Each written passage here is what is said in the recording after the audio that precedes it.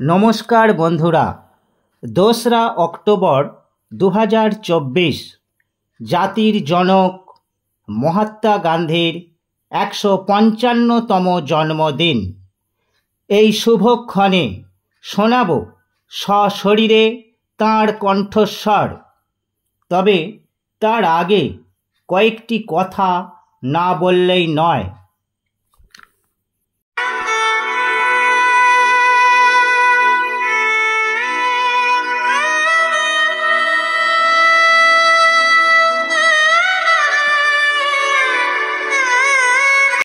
1869 খ্রিস্টাব্দের এমনই এক পুণ্য দিনে এই মহামানব জন্মগ্রহণ করেছিলেন। মোহনদাস করমচাঁদ গান্ধী অন্যতম ভারতীয় রাজনীতিবিদ, ভারতের স্বাধীনতা আন্দোলনের অগ্রগামী ব্যক্তিবর্গের মধ্যে একজন, সত্যাগ্রহ আন্দোলনের প্রতিষ্ঠাতা। জন্মস্থান পোরবন্দর, গুজরাট। পিতা করমচাঁদ উত্তমচাঁদ গান্ধী, মাতা পুতলিবাই গান্ধী, দাম্পত্য সঙ্গী কস্তুরবা গান্ধী। সন্তান হরিলাল, মণিলাল, রামদাস, দেবদাস।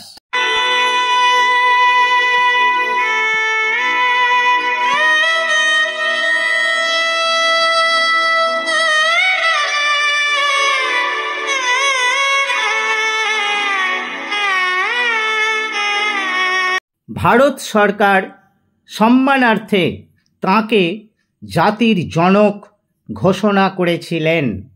ভারতের জাতীয় কংগ্রেসের নেতৃত্বে আসার পর গান্ধী সমগ্র ভারতব্যাপী দারিদ্র্য দূরীকরণ, নারী স্বাধীনতা, বিভিন্ন জাতিগোষ্ঠীর মধ্যে ভ্রাতৃত্ব প্রতিষ্ঠা, বর্ণ বৈষম্য দূরীকরণ, জাতির অর্থনৈতিক সচ্ছলতা সহ বিভিন্ন বিষয়ে প্রচার করেছিলেন।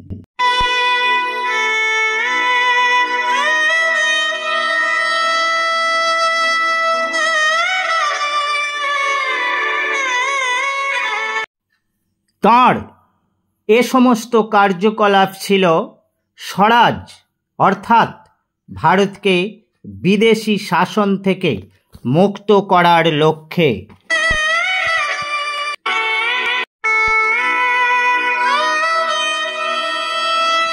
1930 সালে লবণ করের বিরুদ্ধে তিনি গর্জে উঠেছিলেন।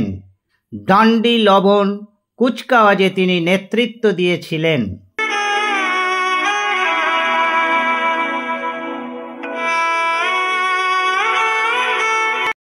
আমেদাবাদের কাছে তাঁর সবরমতী আশ্রম থেকে ডান্ডি পদযাত্রা শুরু করেন। 24 দিনে প্রায় 400 কিলোমিটার পথ পায়ে হেঁটে ডান্ডি গ্রামে এসে বিনা করে সমুদ্রের জল থেকে লবণ প্রস্তুত।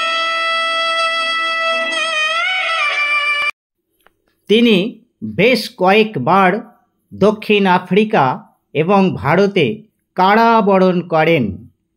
তিনি সাধারণ জীবনযাপন করতেন। ভারতীয় ধুতি এবং শাল ছিল পরিধেয় বস্ত্র।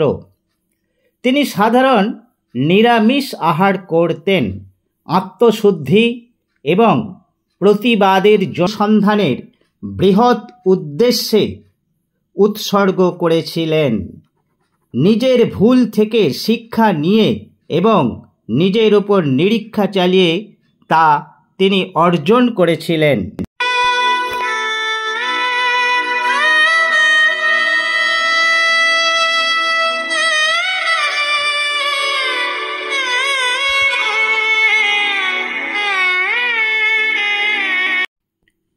তিনি তাঁর আত্মজীবনীর নাম দিয়েছিলেন the story of my experiments with truth. তিনি বলেন, তাঁর সবচেয়ে গুরুত্বপূর্ণ যুদ্ধ ছিল তাঁর নিজের অন্ধকার, ভয় ও নিরাপত্তাহীনতাকে কাটিয়ে ওঠা। তিনি একবার বলেছিলেন, ঈশ্বর হলো সত্য, পর্বটায় ভগবত গীতার উপর ধারাভাষ্য লেখেন। তিনি বিশ্বাস করতেন প্রতিটি ধর্মের মূলে আছে সত্য ও প্রেম। তিনি একজন ক্লান্তিহীন সমাজ সংস্কারক এবং সব ধর্মের ভণ্ডামি, অপকর্ম ও অন্ধবিশ্বাসের বিপক্ষে ছিলেন।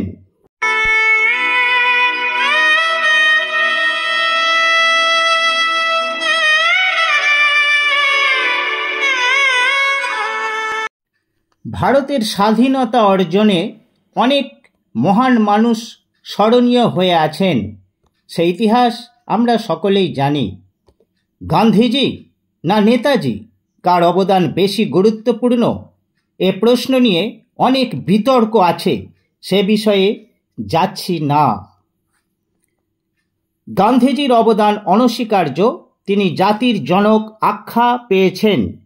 এবার আমরা শুনে নেব সেই মহামানব গান্ধীজির কণ্ঠস্বর।